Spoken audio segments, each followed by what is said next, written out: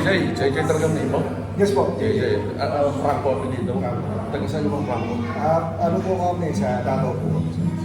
Dako galing. Yung parents mo, kailan sila punta rito? 25 years ago. 25 years ago. 26. Kailan ka nag-isip na kailangan kong itayo to? Ano lang po, bago lang po ito, last year lang po, 2 years ago. Last March we started. Ano yung nag-inspire sa'yo para magtayo ng restaurant? Kasi previously po, nag-open yung friend ko ng isang stage food dito. Pinoy din siya? Pinoy din. You might know the brand, but I helped him open that. Tapos, after that, umalis ako, I helped another friend of mine open the restaurant. So I thought, why not open one for myself sa akin naman. So before this, I did street food box called Chicken Out. Kasi I had experience ng street food, kaya yung first business na buksan namin dito ng 10 years. Mahilig ka talaga sa pagluluto o Opo, mahilig ka. yun yung pinag-aralan mo? Hindi po. Hindi ko na, ano lang, dati YouTube na, try lang sa bahay. Yung parents mo? Hindi din nagturo po. Ako lang talaga, sarili ko. Pero yung tatay ko, nag-taste na naman, nag-dessert ng kanay ko. Hindi ako natutunan na, sarili ko lang, chef ko lang, paano ko rin yan. Saka mahilig kumain sa restaurant, kaya. Kumusta naman ang takbo ng business mo ngayon? Okay po po, sir. Okay po po, marami na. May dumadami yung customer. Dinadayo. Tayo naman, lalo na mga outside London. Outside London, papunta din. Lalo na kung maganda yung marketing strategy mo o something, nakakatulong din social media. Malaking tulong talaga sa social media, sir. Instagram, Facebook, TikTok. Ano yung pinakamabiling putahin nyo rito? Ako, marami po. Sisig. May isaw po kami. Yung paborito na appetizer, that is yung barbecue isaw. Tsaka meron din kami sinigang fries. So, nagulat na lang, alam na sa bawo. So, French fries lang po siya, pero may yung lasa niya, parang may tamarin. Meron kayong sariling budget dito na binibilhan ng mga niluluto nyo? Meron po kami, doon kami nagsusource talaga sa Central London po. Talaga? Kasi karamihan mo, parang kami noon, nakatira kami dyan sa may East London. Ang karaniwang kinukulat natin ng mga karne is outside naman. Outside naman, like Upminster or something. Mga karne ng Kapli, mga karne ng mga karne. Pero doon kasi bagsakan talaga po na namin. Doon po kukuha din ng mga butchers. May Speedfields? Springfield. Okay. So kailan naman kayo magdadagdag ng mga putahe kambing nyo rito? Ay, nako, hindi ko alam. Baka soon po, soon. May bago kaming menu lalabas next month. Tapos baka after that, Abangan niyo po yung bago menu namin. Baka after that, magdadagdag po kami ng, siyempre, yung kambing, Lucky Dilaw. Lalo na yung summer. Summer, exactly. So kumbaga yung hilig mo nanggaling pa ng Davao del Sur. Yes po. Davao del Sur. So itong restaurant is pwede rin na dito, nagsiserve ka ng Pinoy drinks din dito. Yes po, Red Horse.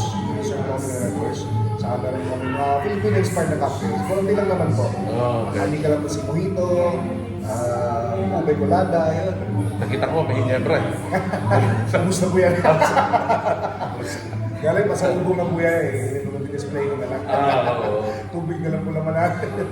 Teka, bakit Tilaw? What does Tilaw stands for? It means tikim. Tikim to taste. Bisaya. Yes, Okay.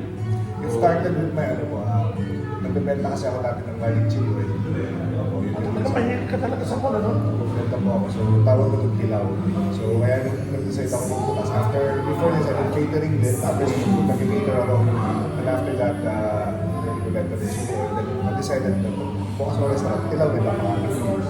Alam mo siguro magugulat ka nito, JJ. During the 80s, or like just say 70s, 80s, 90s, hindi ganito kadami yung restaurant sa London. Concentrated lang sila within Earl's Court area, di ba? Lang. Pero ngayon, nagtutunguan na parang kabuti.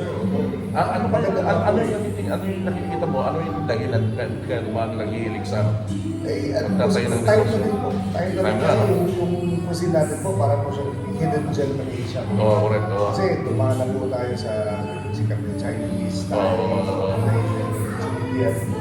Tapos, papunta sa Malaysia, ngayon, Korean. Diba? Yes, Style na din na Filipino cuisine is really up there. Oo.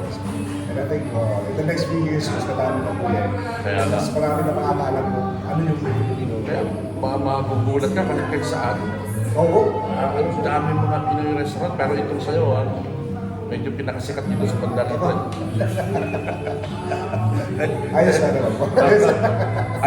Ito na lang, anong advice ko dun sa mga kababayan na gustong mag-start ng business na katulad ng sa'yo? Ano lang, for me talaga from experience, don't give up. Just keep on going kahit ano mang mangyari, kahit ano mang sulog, and kami ko pinagdaanan.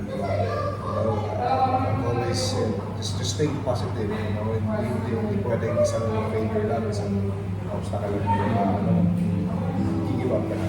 And anyway, even if you fail, para sa akin, I failed a lot of times before. Learning pa rin. Learning pa rin. Kaya naman sabihin ng ibang tao, just focus on yourself and your goal. And talagang maupuhan mo. At doon sa failure na yun, doon ka babawa. Hindi ka mabangon. Nakailang bagsak na ako, pero kaya nga sabi din nila, ayos dito, kahit nakailang bagsak ka na, ano ka pa rin sabi mo, parang last option ko na ito for me. Hindi na ako pwede mag-fail. Yun ang Dati ko maganda. nung years before, Pero success ka naman, para makatingin mo parang success. Kaya nga eh. Pero anyway, JJ, congratulations. Ay, maraming salamat po, Oh. sir. Thank you so much. Baka gusto nila maganda yung ambience. Thank you po. Every Saturday night, may live po tayo dito. Kita mo na. Si ano, si Ibang, sa dito bukas po. Sino? Bang Garcia. Okay. I-racket po siya dito bukas. Talaga? Yes po, sir. He sold out the ticket. Po. May available pa konting tickets, sir, na pag-walk-in na binibenta namin. Okay. Sige, meron akong i-collaborate sa'yo. Ayun. Thank you for JJ ha. Thanks. No problem. Thank you.